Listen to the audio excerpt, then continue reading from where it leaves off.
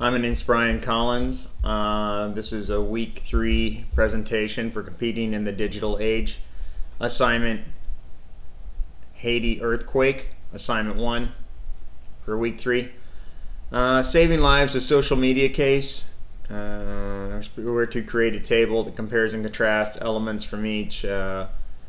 Both cases basically are a perfect example of what can be done, the empowerment of the individual versus the establishment, with reflection to the social media and what's going on. We're all empowered basically on a personal level with our basically our Blackberries, our iPhones, our Windows smartphones, any of our smartphones, all these mobile devices that if we are connected to any of the social media networks, your Twitter, your Facebook, MySpace, anything we can blog on or post on. We saw it in both cases basically, and in both cases lives were hanging in the balance. Both cases obviously utilized the speed at which the social media network frenzy takes off versus the establishment, be it government or business, can be somewhat lethargic to react, even though business probably would be more readily available to react in the sense of profit and profit margin, that type thing. Government definitely a little slower sometimes to react. What we saw with the Samar case and unfortunately was two gentlemen who both had contracted type of leukemia, and both of them contacted each other. They represented a very small demographic, and the possible donors got even smaller. So together what they did is they worked together through social media sites and through organization, and instead of working separately, the power of coming together, combining your resources, and using social media to get the message out there. And not just to get the message out there, but to almost spread it in like a pyramid type scheme or an Amway frame, where you're basically training other people to take over and pass on the responsibility to them, and then train someone else, almost like a snowball effect basically. And this, they were able to get the 20,000 plus donors that they were looking for, but tragically enough both of them passed away. But what we'd like to see hopefully is that donor database is available for future people to run into the same problem, and that data will be available, and possibly even in India with a 1 billion plus population where they had no such database, maybe something will be done there. But it shows the power, how something didn't exist but now exists, and it was done in a relatively short time frame with only a handful of people is where it started and spread like wildfire. Whereas if it were done on in a company or a government type organization, it probably would have taken much longer. The traditional methods still work. These are just the social media sites, Facebook, tweeting, texting. These are all just, I would say, icing on the cake when it comes to that. The traditional methods still work as far as getting the news out there, getting the message out there, but these work much faster. The information generation, this generation is being basically raised with this stuff, where my generation probably started taking any kind of computer courses or anything in high school. These kids are raised with it today. They're tweeting, texting at age 3 and 5. They have their own cell phones by the time they're in middle school.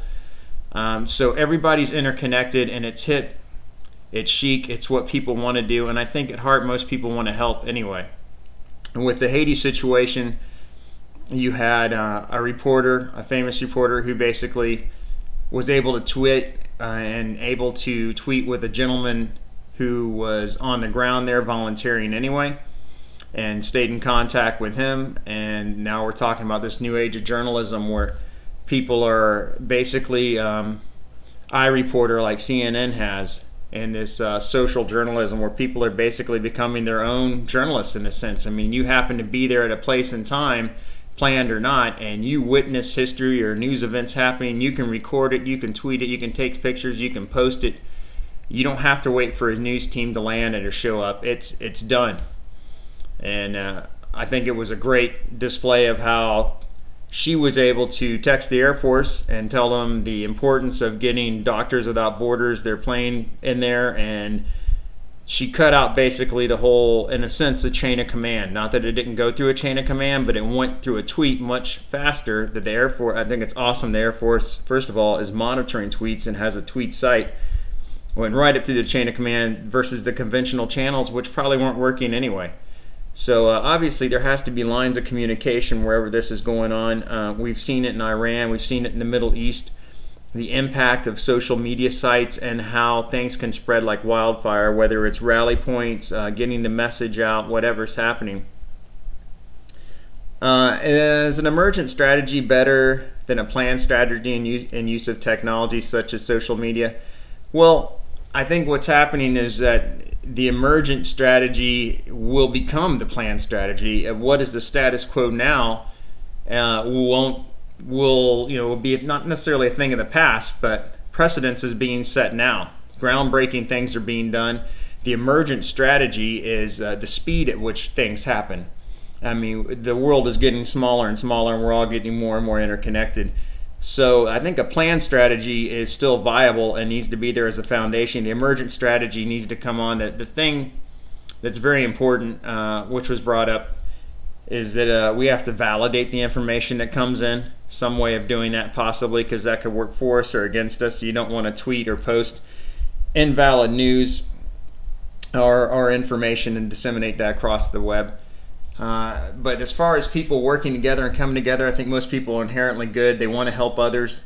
They want to be a part of something, and they don't have to. They can do it right now. They can do it in their car. They can do it while they're shopping. They have the power in the palm of their hand, basically. They don't have to be part of an organization or wait to meet up necessarily. They can do it right then and there. And I think that's one of the best things about the whole social media craze. What are the factors that influence the success of social media efforts? Well, it's something everybody wants to be a part of.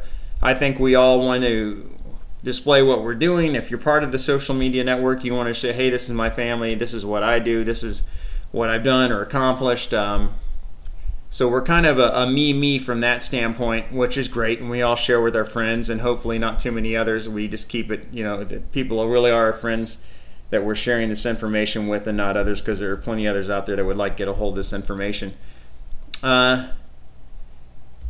The social media, basically, I mean, what I've learned just in these two cases is the importance of how we can all act to help each other. We don't have to be a member of the Peace Corps or anything like that. So hopefully we'll see this kind of neighbor helping neighbor, whether we're actual geographical neighbors or not, in a sense, that we're all interconnected, and the speed at which things can happen.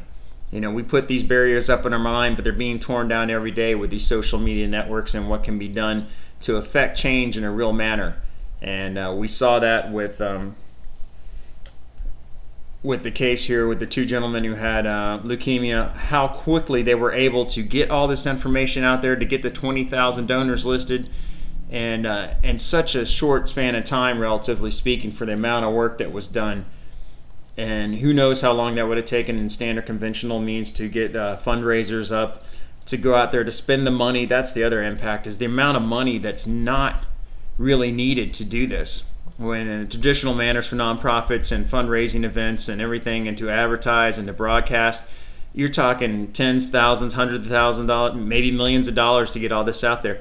This is basically free to the user, and it's free and posted on the internet, and that's a beautiful part of having advertising conveniently incorporated in these websites, is that people can continue to post their pictures, their blogs, their texts, and it's being shared around the world, and it's free. And once this information is spread from one person and spread to another person, it's basically viral, well, good or bad. Hopefully more good than bad. I think I've pretty much answered most of the questions here. Hopefully that wraps it up. I really enjoyed the case of the two gentlemen who had leukemia. Unfortunately, such a tragic ending with both of them. But hopefully the information that was saved and in the database for the donors, excellent. As far as the Haiti earthquake, well, that is still unfolding, the tragedy there. And the main thing hopefully we can learn is to apply this kind of information technology and the social media craze and it can affect, be used for good, and that is just, it's awesome to see, And I think we're going to see more and more things like this. I hope these people continue to innovate and come out with new facets and new ways that people can pitch in and help in manners in which none of us thought of. We didn't think that one could make a difference. Well, it looks like we can make a difference. And that should wrap it up for this week's broadcast. And stay tuned for next week's. Have a good evening.